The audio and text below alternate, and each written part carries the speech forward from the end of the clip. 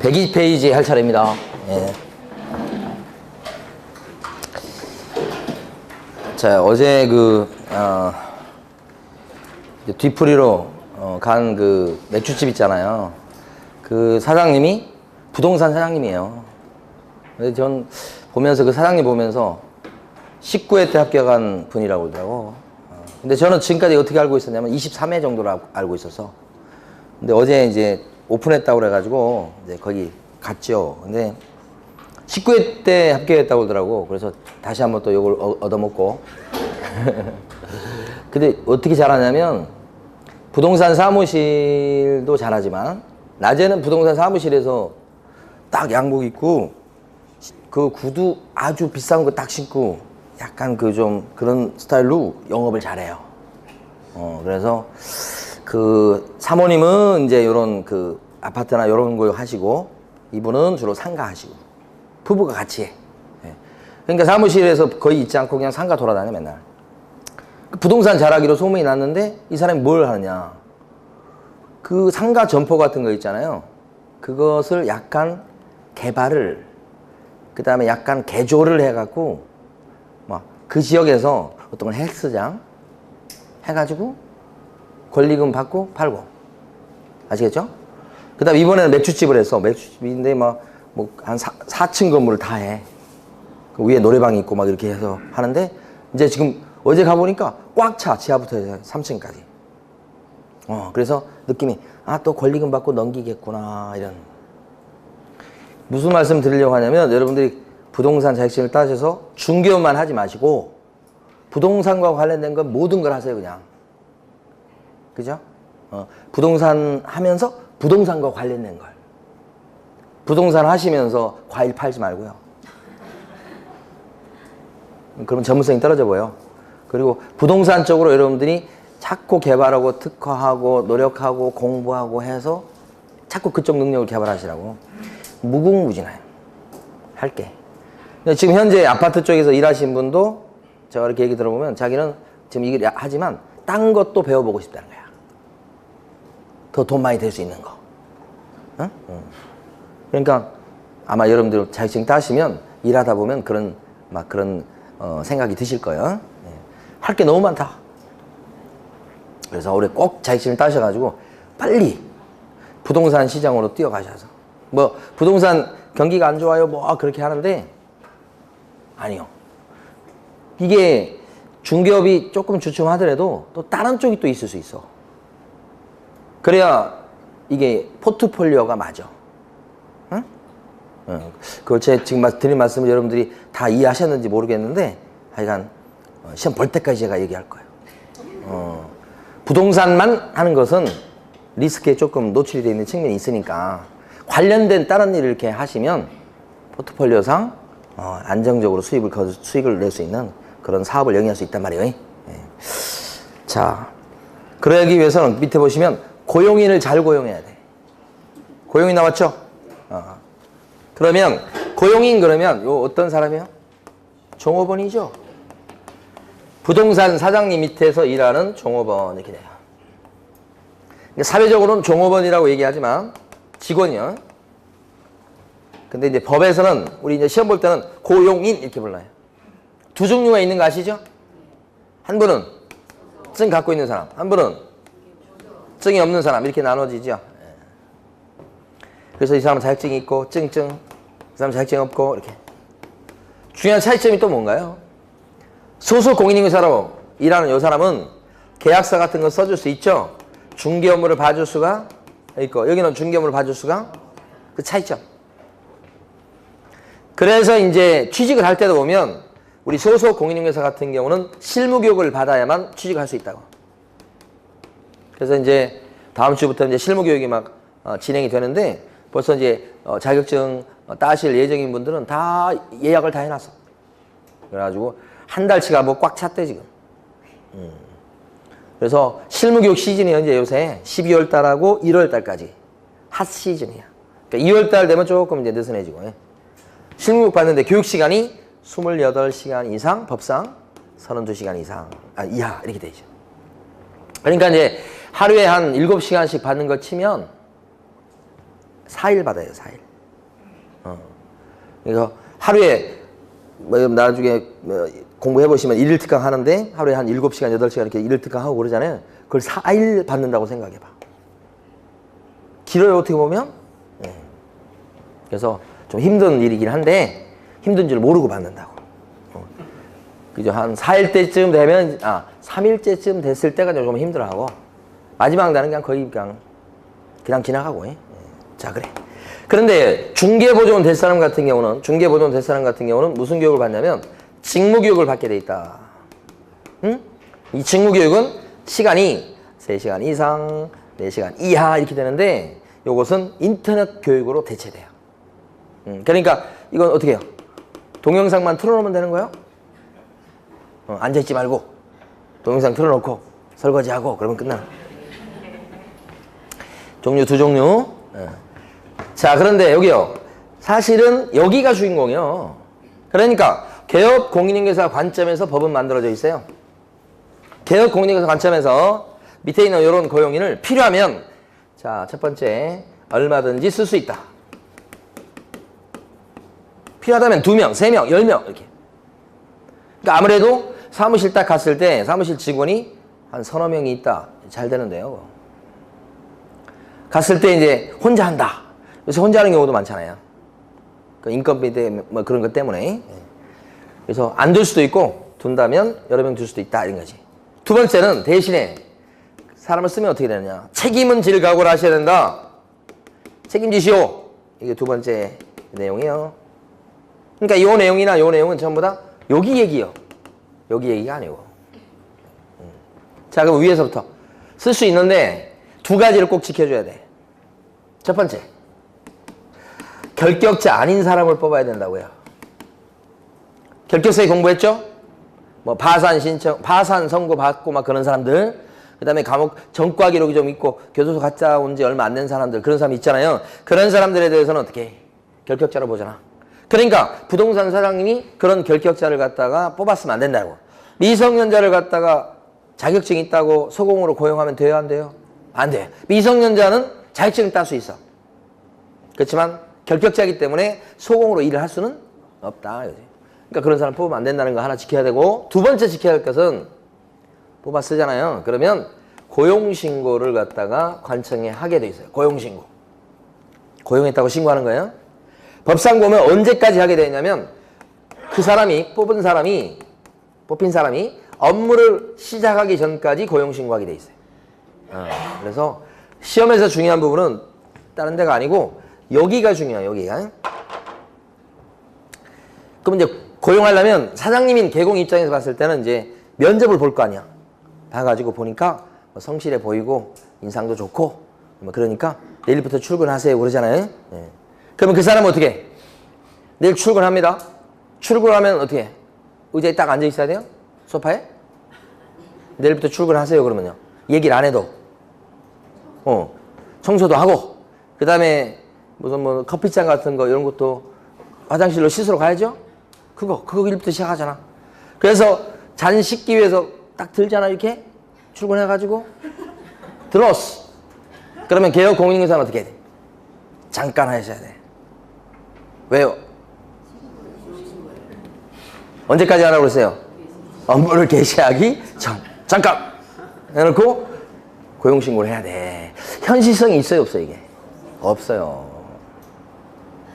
이렇게 만들어놨어. 이게 옛날에 이게 아니었어요. 뭐 10일 이내 뭐 그랬었어. 근데 지금 뭐예요? 업무 개시죠? 이잖아요. 정말 드라마틱해요, 이거 보면. 딱 드는 순간에 잠깐. 그래서 법에서 인정한 게 요거예요, 요거. 전자문서로 신고할 수 있도록 허용해요. 그럼 뭐냐면 잠깐 해놓고 컴퓨터 앞에 앉아가지고 인터넷으로 고용신고 이렇게. 자, 가세요. 하면 돼. 그게 이거예요. 자, 웃으면서 말씀드렸지만 너무너무 중요한 거예요, 이게. 응? 이거 어기면 어떻게 될까요? 업무정지예요. 한 달 정도 나와요. 그런 사람은 가끔씩 봐요. 어떻게 그걸 갖다가 관청이 알고 영업정지를 때리지? 좀 의아하죠? 조금 있으면 그 의문이 풀려요. 법에서는 고용했을 때만 신고하라고 돼 있지 않고 잘랐을 때도 신고하도록 돼 있어요. 그걸 종료신고라고 해요. 자기가 스스로 관뒀을 때도 신고하고 사장님이 잘랐을 때도 신고하도록 돼 있어요. 그걸 종료신고라고 한다고요. 이 종료신고는 이건 미리 하기 힘들잖아. 갑자기 자르고 싶잖아.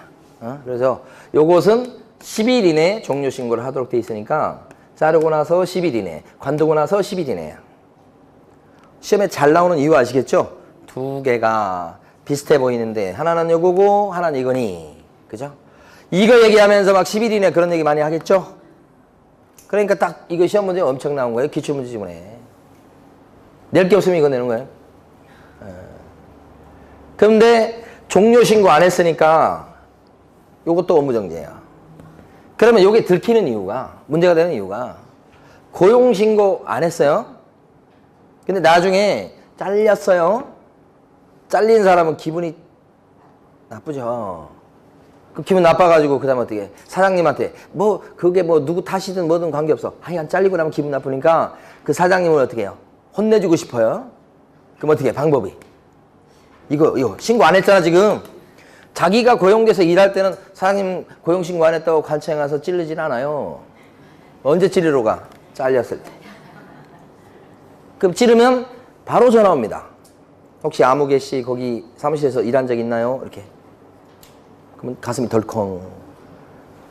일한 적 있잖아. 부인할 수 없죠. 자기가 일했다고 하니까. 고용신고 하셨나요? 대답을 못 하잖아. 업무정지입니다. 이렇게. 그래서 이제 문제가 되는 거야, 이게. 중요합니다, 이거. 두 개 고별한 거야. 자, 그 다음에 두 번째. 책임지쇼. 사실은 시험은 여기보다 여기가 더 잘 나와. 예, 고용인에 관련해서 한 문제는 무조건 나온다고 보셔야 돼요, 이것도. 예, 그런데 여기 보면 왜 책임을 지지? 책임지는 근거. 도대체 무슨 책임을 지라는 거야? 내용. 두 가지.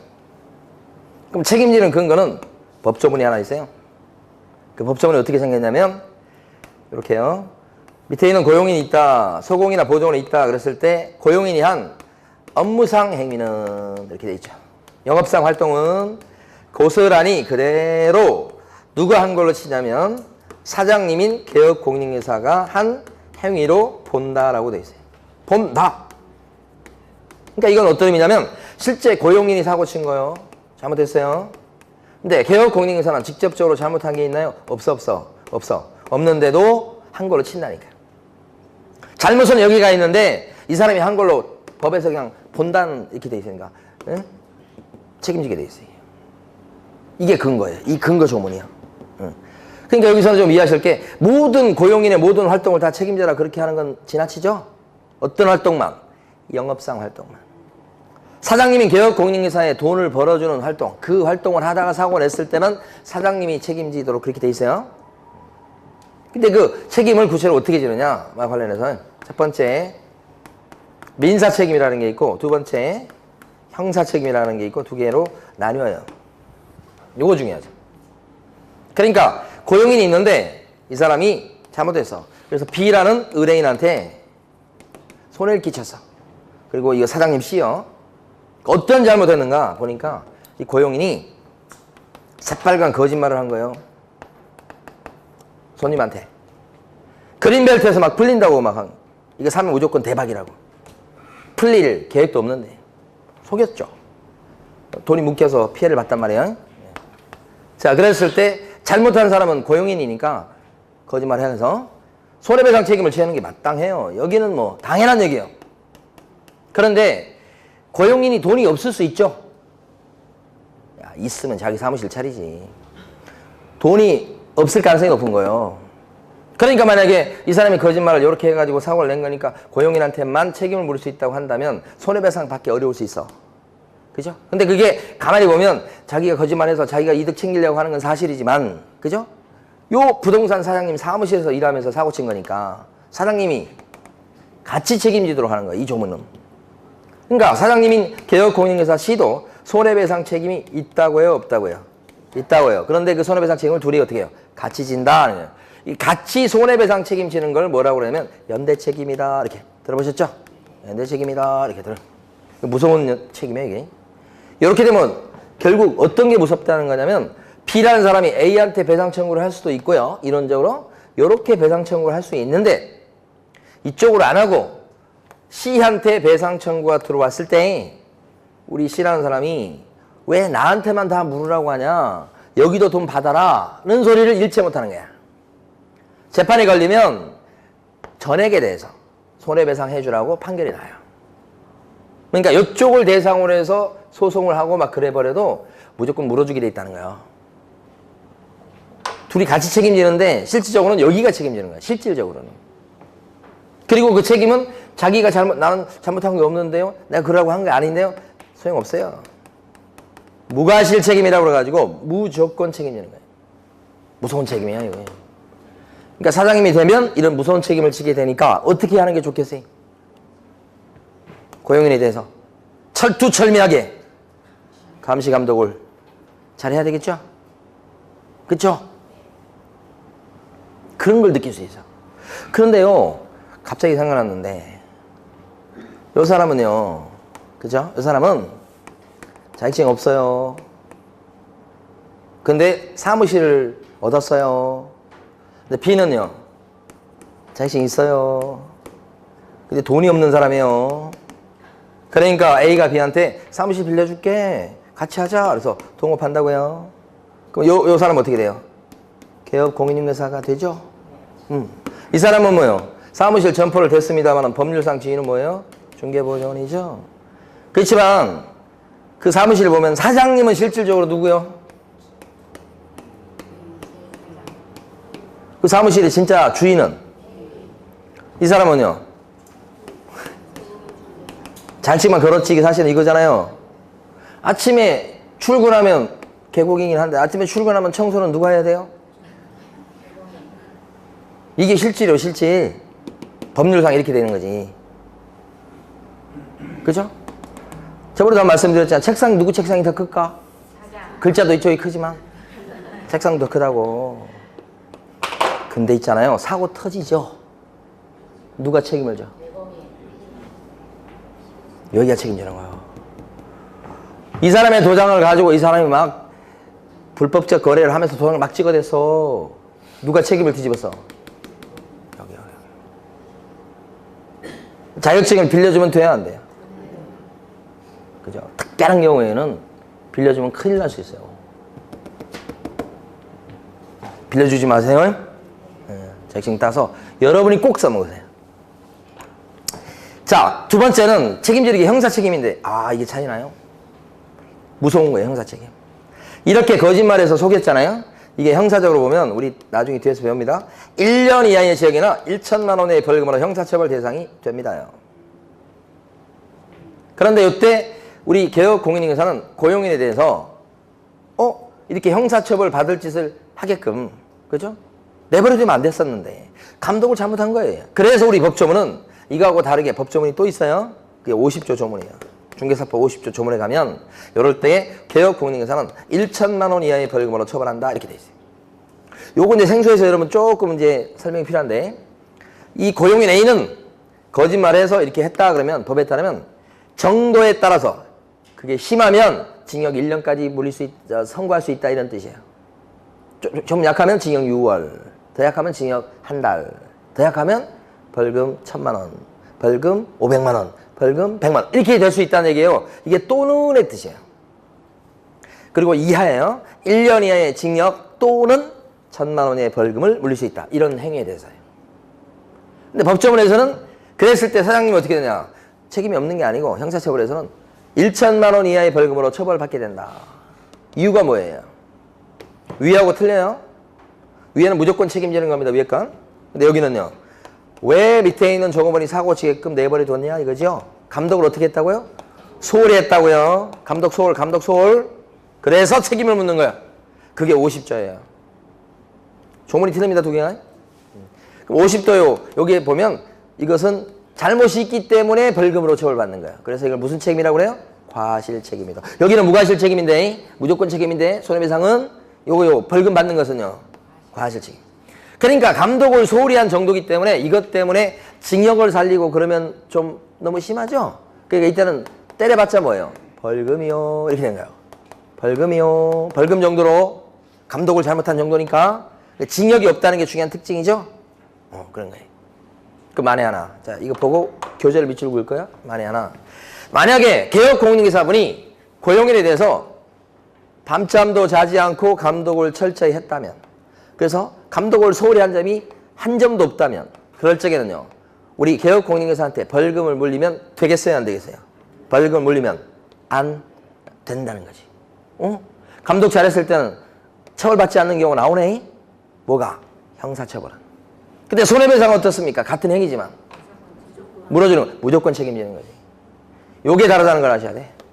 이런 건 어렵지 않아요. 이게 이 두 개 구별하는 게 제일 중요한 거예요. 결론만 말씀드립니다. 개혁공인중개사가 고용인에 대해서 감독을 철저히 했습니다. 근데 고용인이 사고 쳤습니다. 그랬을 때 손해배상 책임은 지는 거고, 감독을 철저히 했다 그랬을 때는 벌금으로 처벌받는 것은 안 받고. 그죠? 좀 힘들죠, 이게. 좀 어려운 부분이. 그걸 시험 볼 때까지 두 개를 잘 구별해서 가셔야 돼. 예? 자, 교재를 한번 정리해 보도록 하겠습니다. 교재는 103페이지. 가로 3번에요. 반가로 2번이고요. 시험에 잘 나오는 부분입니다. 별표하시고. 근데 내용은 간단합니다. 지금 배우는 내용은. 근데 앞으로 우리가 공부하면서 이제 밑줄을 좀 많이 걸 거예요, 이 부분은. 그래서 반가로 2번 부분은 별표를 해두시고, 지금 단계에서는 동그라미 1번이 고용신고입니다. 그리고 셋째 줄을 바라보십니다. 고용신고는 언제까지 등록관청에 하라고요? 업무 개시 전. 거기만 일단 딱 밑줄 긋고요. 동그라미 2번입니다. 고용관계 종료신고입니다. 이때는 둘째 줄 보시면 고용관계 종료신고는 언제까지 한다고요? 10일 이내. 그 두 개를 잘 구별하시고. 다음 페이지. 박스 밑에 보시면 첫 줄요. 고용신고는 뭐로 할 수 있다? 전자문서로 할 수 있다. 까지 밑줄 긋고요. 자, 나머지 내용들은 좀 추가적으로 볼 내용이 있는데 1월 달에 우리 제대로 보도록 하겠습니다. 그건. 자, 네모 2번 가십니다. 밑에. 근거규정, 가로 1번에 근거규정 나온 거 있죠? 보겠습니다. 첫 줄. 소속 공인중개사 또는 중개보조원 업무상행위는 영업상행위라고 나오죠? 104페이지 중간 정도의 시커먼 네모 2번 밑에 가로 1번이에요. 첫 줄. 소공이나 중개보조원의 업무상행위는 그를 고용한 개혁공인중개사의 행위로 뭐요? 본다. 본다의 동그라미를 꼭 쳐두시고 본다. 이렇게 끝에. 자, 그래서요 105페이지 가시겠습니다. 가로 3번에 반가로 1번에 민사책임이요. 그래서 거기 보면 동그라미 1번이 제목이 뭐라고 되어 있냐면 개혁공인중개사의 무슨 책임이라고요? 무과실 책임이다. 그래서요 하나 둘 셋 넷 다섯째 줄 밑으로 내려오시면 이 경우 개혁공인중개사의 책임은 무과실 책임이므로 밑줄입니다.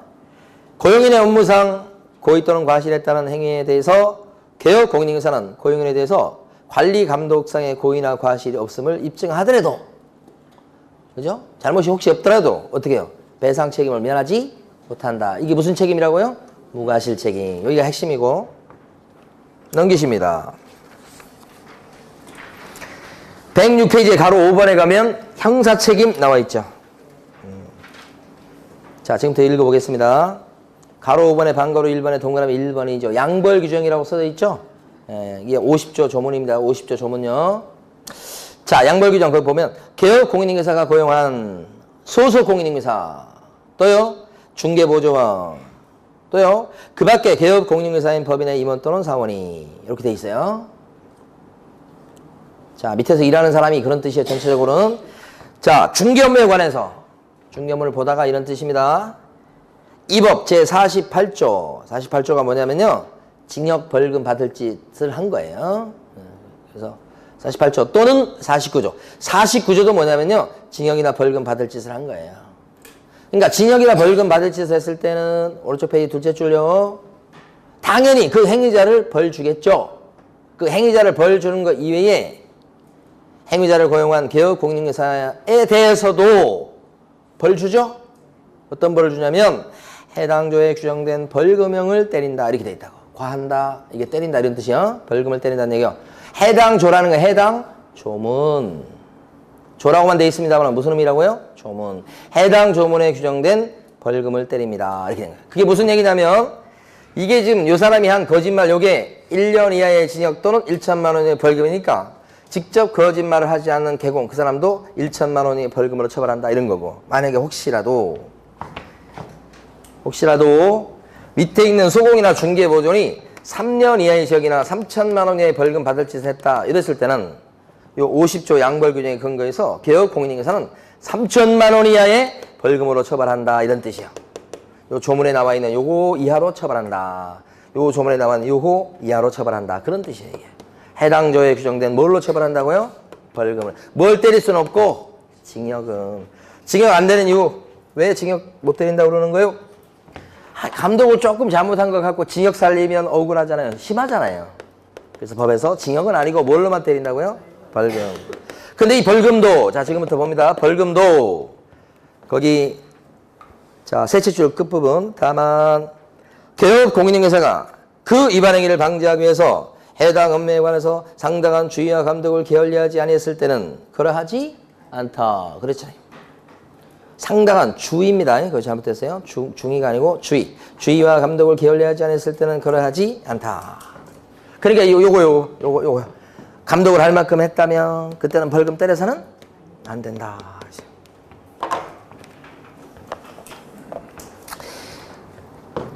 요 케이스하고 비슷한 게 있었는데요. 갑자기 옛날 일이 생각났는데 이분이 자격증 따신 분이에요. 이분이 자격증이 없어요. 사무실 있어요. 그래서 이분이 자격증이 없는데 저 누구냐면 이분이 부칙개공이야. 자격증이 없는데 부칙개공이야. 이번에 자격증 따신 분이에요. 그러니까 이분은 뭘로 취직한 거죠 지금? 소공으로 취직한 거예요. 어디에? 복덕방 할아버지 밑에. 이분도 연세가 높으셔요. 사무실에 나오셔요 안 나오셔요? 안 나오셔. 도장 맡겨놓고 들어가셨어요?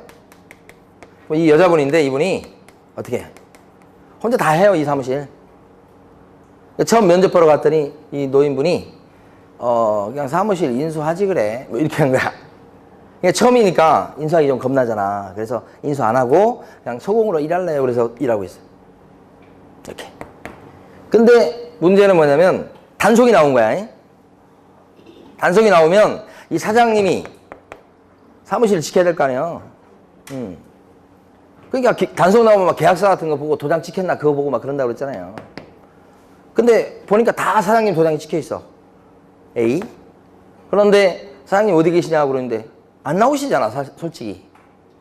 근데 사장님 안 나오시고 제가 이래요 그럴 수는 없잖아. 단속이 나왔으니까. 그러니까 어떻게 해요? 지금 출타 중이시라고. 언제 들어오시냐고. 잘 모르겠다고. 이렇게. 그래 놓고 거짓말을 하고서 가슴이 벌렁벌렁한 거야. 여기가 사장님 전화해가지고 사장님 지금 단속 나와서 막 그러는데 사장님 빨리 오셔야 되겠어요. 그러니까 이 할아버지가 뭐라고 그러는지 아세요? 나 못 나가. 알아서 하라고 그래 그냥. 그게 인상적이었어요.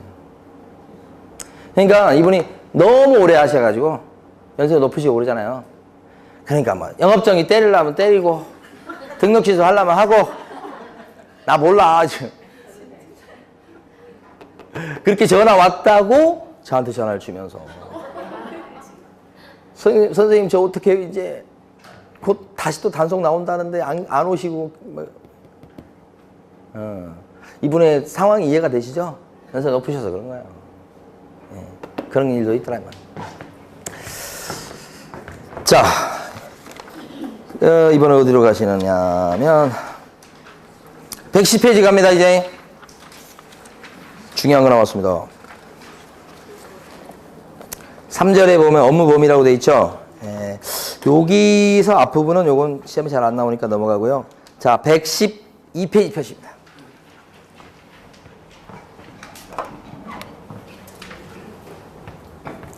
(112페이지) 거기 보면 뭐가 나오냐면 법인의 업무가 나옵니다요. 근데 우리가 둘째 시간인가 공부하면서 법인인 개업 공인중개사를 오픈하려면 요건 5가지가 있었고 그 중에 하나가 뭐가 있었냐면 14조 얘기를 하는 게 있었어요. 설립 목적이 14조에 규정된 업무만을 영위할 목적으로 설립돼야 법인인 개업 공인인사를 오픈할 수 있다. 그런 거 공부한 적 있죠? 근데 14조에 대해서 우리가 공부 안 했기 때문에 거기서 이제 예를 들어서 설명을 드리고 나중에 뒤에서 또 보겠습니다 하고 넘어갔어요. 그 유명한 14조. 매년 한 문제씩 나오는 14조예요. 그럼 14조가 뭐냐면 법인의 업무예요. 법인의 업무. 근데 법인의 업무가 그때 7가지라고 말씀드렸죠? 근데 어쨌든 주 업무는 뭐냐면 중개업이에요.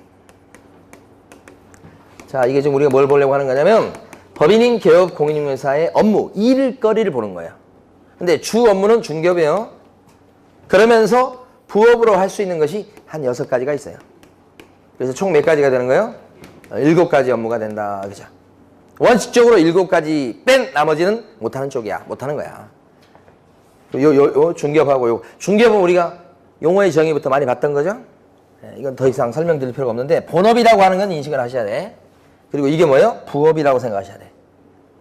6가지. 그런데 여러분이 생각할 때 여기 나와 있는 건 법인 개공의 업무라고 우리가 공부를 하지만 여러분이 자격증을 따서 사무실을 오픈을 하시잖아요.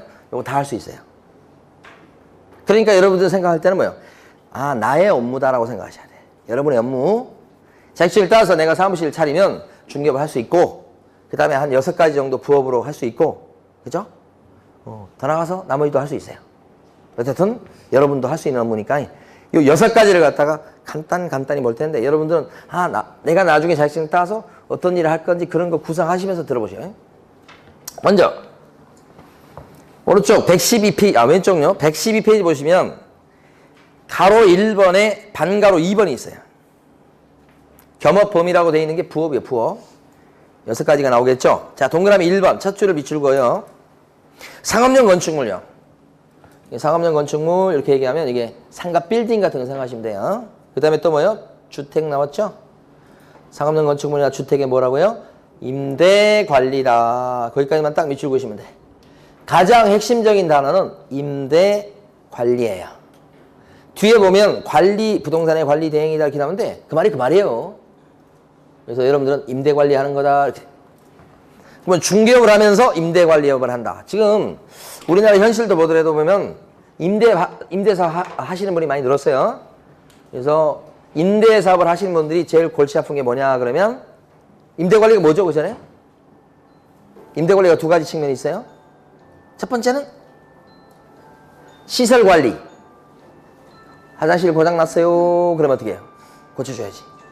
또 한 가지는 계약기간이 만료됐다. 뭐 그렇게 되면 재계약을 할 건지, 그죠? 나가게 할 건지, 월세 올릴 건지, 얼마 올릴 건지, 비었을 때는 집어넣고, 이 임대차 관리가 2번째예요. 하나는 시설관리, 또 하나는 뭐예요? 임대차 관리, 2개 합쳐서 임대관리. 그죠? 이 한국 빌딩도 임대관리 해주시는 남자분이 있어요. 건물주하고 뭐 동생인가 뭐 이래. 그분이 하는 일이 뭐예요? 임대관리야. 어디 뭐 고장났다고 그러면 고쳐주고, 그죠? 뭐 걷기도 하고, 뭐 세금들 소스 이런 거 걷기도 하고, 그 다음에 또 뭐예요? 비어있잖아. 비어있으면 어떻게? 중개업소나 뭐 아는 사람 통해서 집어넣기도 하고. 그 관리해 주신 분이 계시거든, 여기도. 그 임대관리예요. 그런 임대관리를 누가 할 수 있다고 지금? 법인이 할 수 있다는데 여러분이 할 수 있다고. 제가 아시는 어떤 분이 좀 시간 좀 됐습니다. 한 10년 가까이 되는 것 같아요.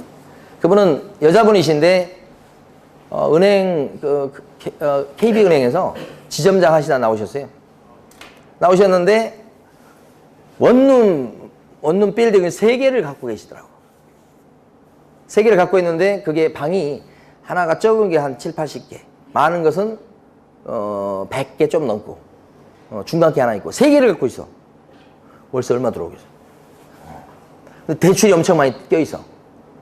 그럼 대출 이자 뭐 세게 받았겠어 거기서? 이자 좀 싸게 했겠지. 그럼 대출 이자 빼고도 수익 많이 들어오겠죠. 근데 그분이 못 살겠대요. 이게 몇 개예요 지금? 한 300개 가까이 되잖아. 잠을 못 자겠대. 친구하고 만나서 식사도 못 하겠대. 계속 전화 온다는 거야. 저 몇 톤데요? 뭐가 고장났다고 그러고. 저 몇 톤데요? 이번에 나갈 거예요. 몇 호인데요? 사람도 구별도 못하겠고, 일단은 자기 시간이 없어지는 거예요. 그것 때문에 못 해먹겠대요.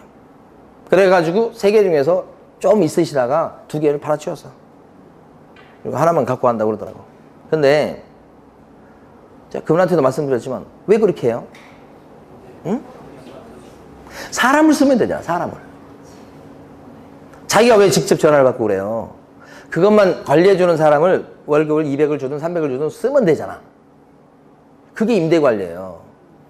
쓰고 그 사람이 다 관리하도록 다 전화 받고 다 처리하도록 하고 자신은 그 사람한테 월급 주고 조금 감시하고 그 자기는 골프나 치러 다니고 이렇게 인간적인 삶을 살면 되잖아. 근데 꼭 자기 스스로 해야만 직성이 풀리는 그런 성격이면 이게 못한다고 이게.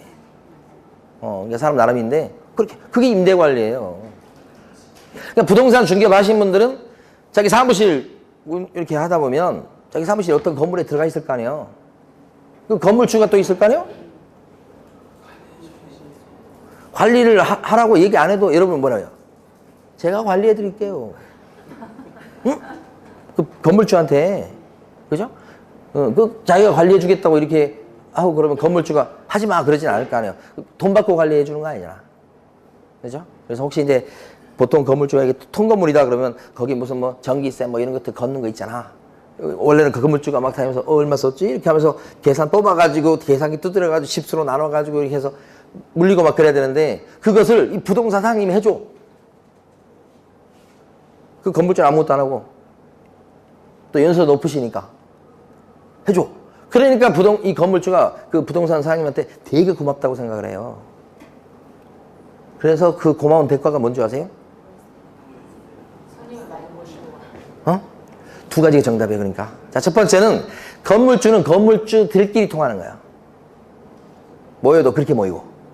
그러니까 다른 건물주한테 이 부동산 사장님 너무 일 잘해. 좋은 식으로 얘기해주고 건물주를 소개시켜줘. 거기서 물건 나오는 거야. 2번째는 그 사무실에서 지금 거의 10년 가까이 하는데 월세를 안 올려. 월세를 안 올려. 고맙다고 건물주가. 그리고 다 맡기고 거기 뭐 비어있으면 다 집어넣는 거 다 하고. 그러니까 건물주는 좀 떨어진 데 사시는데 하는 일이 없어. 그러니까 중개업하시면서 임대관리 신경 쓰시라고. 근데 그게 만약에 물건 확보하고 그런 측면에서도 좋지만 만약에 다른 건물을 임대 관리를 해준다 그러면 다른 것까지 이렇게 하려고 그러면 사실은 뭐예요? 많이 하기는 힘들 거예요. 중개업도 하는데. 그렇죠? 근데 만약에 그런 수요가 많이 들어오면 자기 몸 닿는 데까지 해. 그러다 뭐예요? 그렇지. 그 또 전문적으로 하는 직원을 또 살짝 고용해서 부동산 일도 시키면서 또 그 사람 그 일도 보게 하면서 자기 직원 일도 이렇게 하면 좋잖아. 그러다 만약에 그게 막 빌딩이 막 여러 개가 된다 그러면 어떻게 전담해서 딱 맡기고 키워나가야지. 자, 그런데 가끔 임대 관리에 관련해서 사고가 터져. 아시죠? 제가 그래도 뉴스에 나왔어요. 이 사장님이 너무 열심히 하고 성실하게 하니까 다 소문났어. 그러니까 막 너도 나도 다 맡겼어. 그러니까 사장님이 막 이렇게 일을 하다 보니까 사장님이 어느 날 갑자기 머리가 탁 트이면서 아이디어가 생각나는 거야. 이게 월세 지금 받는 그건데 이거 전부 다 전세로 돌리면 목돈이 들어오잖아. 그래가지고 월세로 이렇게 놓고 있는 다가구 원룸이나 이런 걸 전부 다 전세로 주인 몰래 다 돌리는 거야. 그러면 전세금이 들어오면서 5억, 10억, 20억, 30억 돈이 쌓이는 거야. 그동안에 뭐야? 월세는 막 들어가고 있지? 월세는 막 집어넣는다고 주인 통장으로. 그래서 드디어 목표치인 50억이 쌓였어. 그럼 어떻게 돼, 이제? 튀어야지. 중국으로 보통 많이 도망가잖아. 왜 그런지 모르는데. 중국이나 동남아로 도망가잖아요. 그러면 이제 신문에 나지. 이렇게. 이제 먹을 만하면 한 번씩 터진다고. 근데 그분들이 그렇게 할 수 있는 그것은 수년 동안, 오랫동안 뭐예요? 그 건물주들의 뭐예요? 신뢰를 갖다가 바탕으로 해서 그런 사기가 벌어지는 거 아니에요? 그런 부작용은 또 있다, 이거지. 여러분, 두 개 중에서 첫 번째처럼 이렇게 하시라, 이 말이지. 두 번째처럼 하지 마시고. 자, 두 번째. 동그라미 2번입니다. 부동산의 이용, 개발 및 거래에 관한 상담이라고 밑줄 그으시고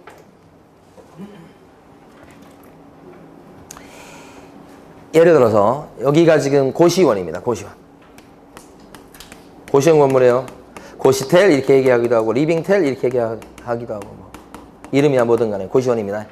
고시원이 있는데 고시원에 여기 살고 있는 사람들은 고시 공부하는 사람들이에요? 아니잖아. 누가 살고 있죠? 이번 화제에서도 알 수 있듯이 거의 일용직 노동자들이 살고 있어요. 그러니까 이 고시텔이라고 하는 고시원이라고 하는 것은 거의 뭐예요? 원룸이요. 조그만 그런 형태예요. 근데 여기는 싸잖아요. 그러니까 여기 사시는 거예요. 근데 돈 있으면요. 직장인들 같은 경우 월급 좀 많이 받고 좀 안정적인 직장을 갖고 있는 사람은 여기에 있질 않고 어디로 가죠? 오피스텔이나 원룸 쪽으로 가요. 차이가 뭐예요?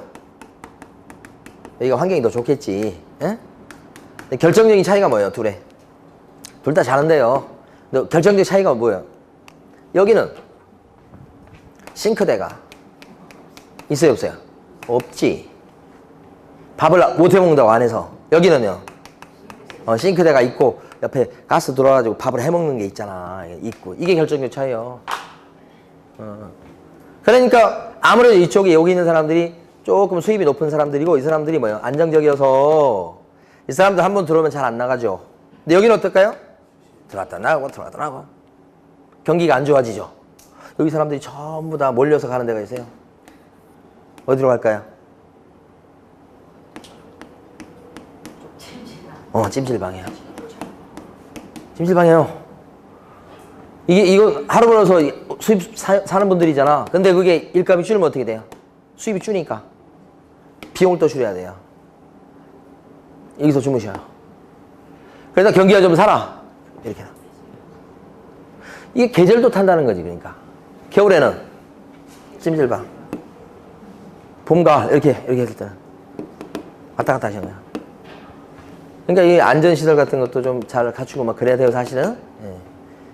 그래서 지금 말씀드리고 싶은 건 뭐냐. 이렇게 공실도 많고 드나들고 그러니까 아무래도 돈벌이가 수익률이 얘보다는 떨어져. 그럼 어떻게 해야 돼, 이제? 부동산 사장님인 여러분들이 이렇게 하지 말고요. 이렇게 방 만들어서 이렇게 해서 확실하게 어느 정도 수익률 나올 수 있게끔 돈 좀 투자하십시다. 응? 이게 뭐예요? 이용에 대한 컨설팅이죠. 부동산 컨설팅이죠. 오케이. 컨설팅이라고 하는 것은 딱 정해진 건 없어요. 예를 들어서 여기가 예를 들어서 거의 사람들이 왔다 갔다 하지 않는 곳이야. 그런데 보면 막 가구점 같은 거 있고 막 그래요. 그럼 여기 가구점 있다가 또 요즘에 경쟁이 심하면 안 되면 여기 막 공실이고 그러잖아. 그쵸? 이거 걷어치고 나갔어. 비어있어. 여기다 뭘 하면 좋을까? 라는 아이디어예요. 그러니까 어제 갔던 맥주집이 여기요, 여기. 여기, 요런데 여기 들어간 거예요. 월세도 그렇게 비싸지 않게. 여기가 노량진 수산시장이야.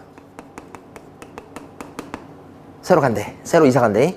거기서 술 드시고 나오면 지하철로 가면 여기가 지하철역이야. 여기 앞쪽이. 그럼 여기서 소주나 이런 거 드시고 보통 여기서 소주 드실 거 아니에요. 드시고 갈 때 여기 앞을 지나게 돼 있어. 그럼 가면서 그냥 지나가? 입가심으로 맥주 한잔하고. 맥주집에 여기가 맥주 한잔하고 가자고 그래. 그래서 맥주 한잔 이렇게 하다 보면 뭐라 그래? 한국 부르고 가자고 그러지. 그래서 그 위층은 노래방으로 구성되어 있어요. 어제 목요일인데 비는 자리가 없었다니까요. 대박이에요, 대박. 이 아이디어가 부동산 사장님한테서 나온 아이디어. 왜요? 자기가 그렇게 했거든.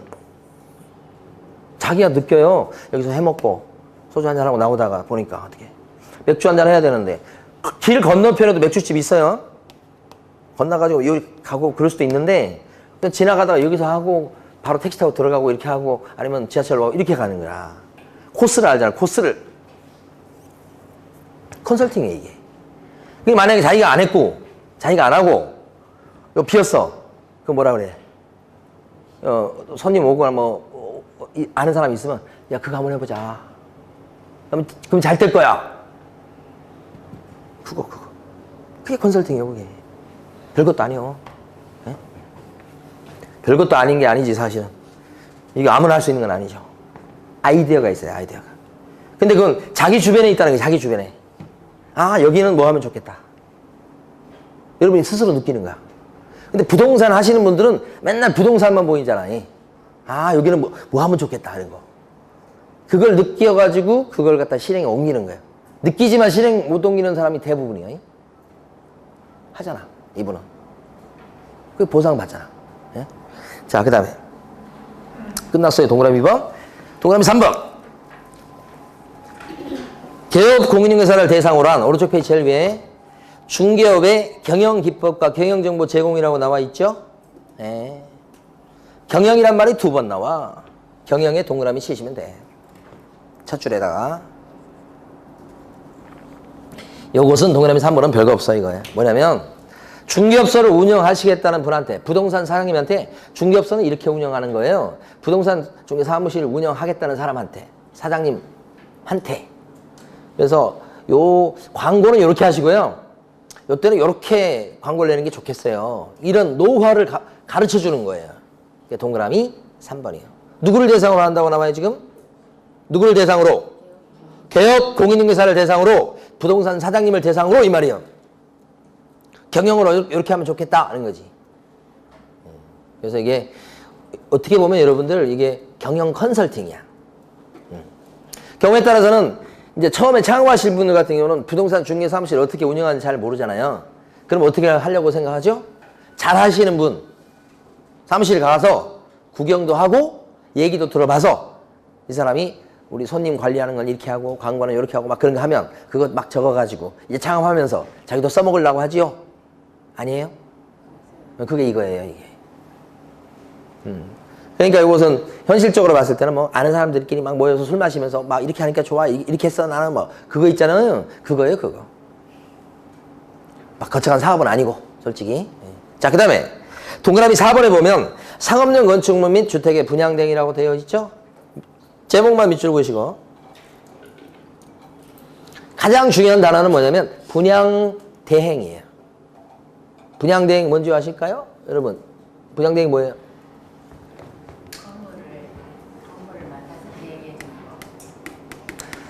분양팀 이런 거 들어보셨어요? 자 오피스텔 분양합니다.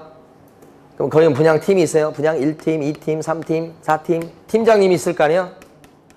팀장 밑에 뭐예요? 실장님들 있죠? 상담하시는 실장님들 여러 명 있을 거 아니야? 분양팀이요. 여기서 이제 오피스텔 분양이 이루어지잖아요? 분양 이루어지죠? 그럼 돈을 나눠 가지는 거예요. 누가 제일 많이 가져갈까요? 팀장이. 뭐 이런저런 명목으로 팀장이 제일 많이 가져가요. 그래서 자격증을 따시면 취직하는 루트가 딱 정해졌어요, 여러분. 분양팀의 실장님으로 하시는 거예요. 첫 번째 경우는. 두 번째 경우는 부동산 중개사무소의 실장님으로 가시는 거예요. 소공으로 취직한다고. 세 번째는 경매 컨설팅 회사 이런 데 직원으로 들어가는 거예요. 제일 많은 건 역시 중개사무소 실장님으로 가는 게 제일 많지. 그 다음에는 분양팀이야. 이거 뭐예요? 분양할 건데 대신 분양을 해주는 거예요, 여기가. 그래서 분양 뭐라고 그래요? 대행이다. 이렇게 하는 거지. 분양 대행을 해서 그 한 채 분양을 하면 떨어지는 돈이요. 꽤 커요. 막 몇 천만 원씩 돼. 그럼 나눠 가시더라도 한 건 분양했다 그러면 요 실장님한테도 꽤 떨어지지. 막 아무리 적게 떨어져도 500, 막 700, 1000 막 이렇게 떨어지니까 되게 좋죠? 그러니까 분양팀에서 잔뼈가 굵은 사람들은 한 건 하면 큰 돈을 만져요. 20만 원, 30만 원, 100만 원이 아니야. 그러니까 이런 분들이 요 분양팀에서 일하다가 갑자기 분양이 잘 안 되고 그러니까 우리 중개업소를 찾는 경우가 있어. 그러니까 중개업소 실장님으로 딱 오는 거야. 상담은 잘하지. 응? 사장님, 사모님 하면서 이렇게. 그래서 실장님 왔는데 한 건 하니까 얼마 들어와요? 30만 원. 그것도 자기한테 다 들어와요? 또 떼고 들어오지. 그러니까 이거 하다가 뭐예요? 에게 하면서 가버려. 요리 가자. 요리 가지 다시. 여기 있던 사람이 이렇게 가는 경우도 있지만 여기 있던 사람은 요리 오기 힘들어요. 그냥 이쪽으로 가는 거야. 그래서 갈 길이 나눠지는 것 같아. 여기 있다가 이쪽으로 잘 정착해야 돼요, 사실은. 예, 언제까지 이거 할 수 없거든. 자기 가게가 있어야 될 거 아니에요. 응? 그게 분양이야, 분양. 그러니까 뭐에 대해서 분양할 수 있다? 뭐 오피스텔, 방금 오피스텔 분양 많이 하잖아. 그 다음에 또 뭐예요? 아파트도 분양하죠, 아파트. 상가 분양도 하죠. 분양팀 얘기하는 거예요. 이게. 근데 이 분양 요 하는 데서 분양팀인데 별도로 또 움직이는 조직이 하나 있죠. 젊은 친구들이 하는데 20대 초반에 양복 같은 거 입고 플랜카드 작업을 해요. 현수막 1억에 2채. 이거 막 온데 붙이러 돌아다니잖아요. 이건 작업하는 팀이 따로 있어 또. 그 젊은 친구들 시켜가지고. 그죠?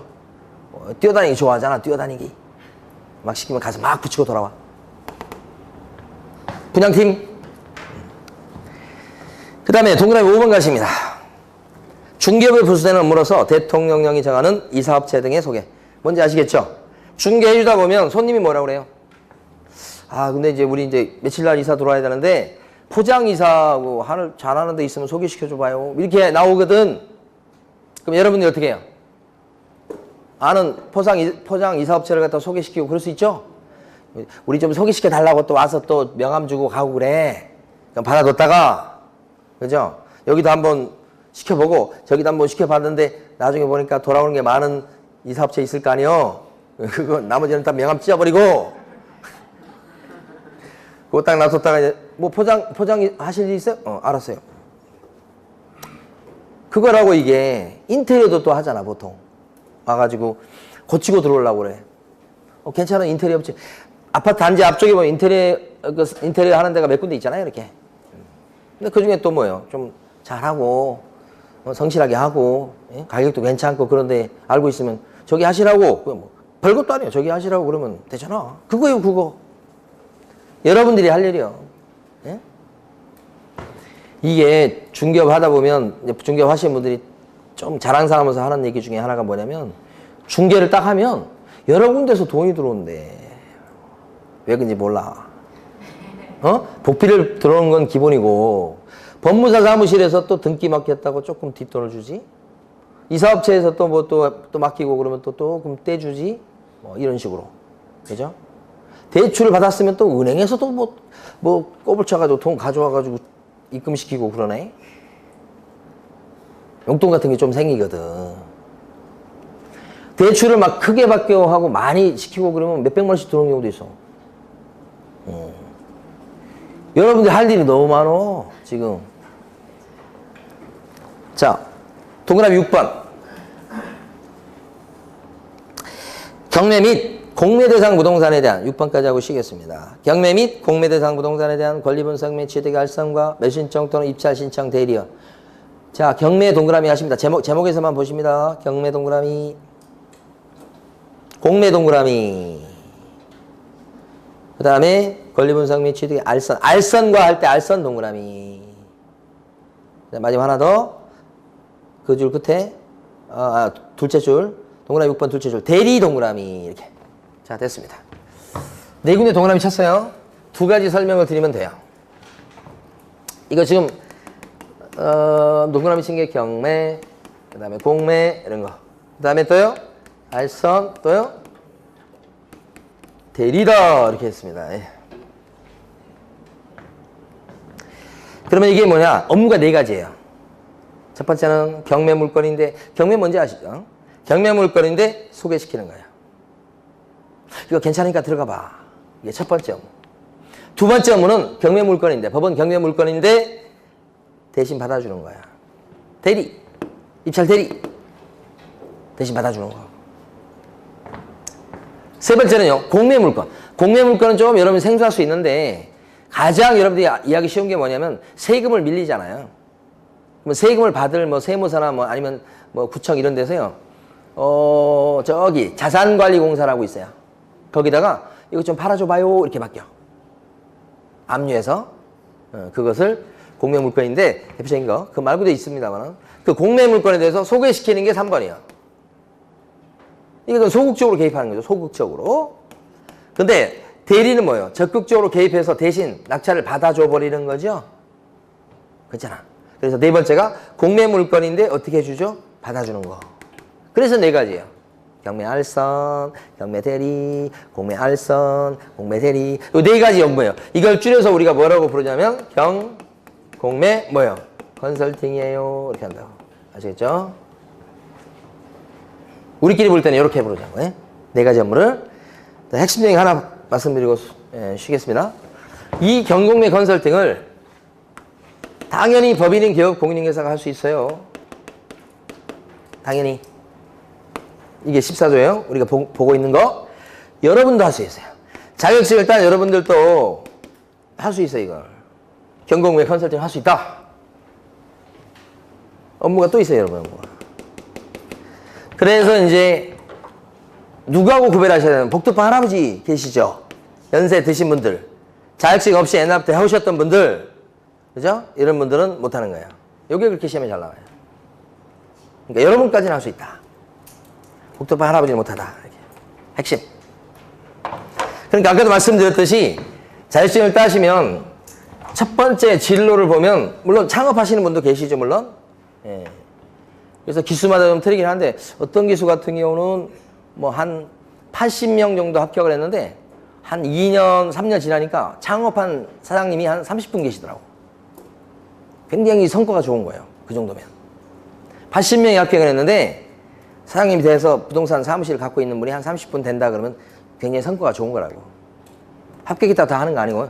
근데 보면, 가만히 보면 중개사무실의 실장으로 취직하는 경우가 제일 많고요. 그 중에서도 원룸, 오피스텔 이런 쪽에 아니면 아파트 이런 쪽이 많고요. 아무래도 수요가 많죠, 그쪽이. 그 다음에 두 번째 경우는 분양팀. 그래서 근데 여기는 그래도 좀 오래 있는데 여기는 오래 있지 못하는 경우도 있더라고요. 팀장한테 달려있어요. 그 이유는 여러분들이 상상해 보시고. 자, 세 번째는 경매 컨설팅 회사. 예, 젊은 친구들이 하는 경우가 있어요. 경매에 관심이 있고 그래서 젊은 친구들이 여기 회사 직원으로 일하면서 경매도 배워보고 이렇게 하는 경우가 있어요. 세 가지요, 주로 가는 진로가. 예. 자, 잠깐 쉬겠습니다.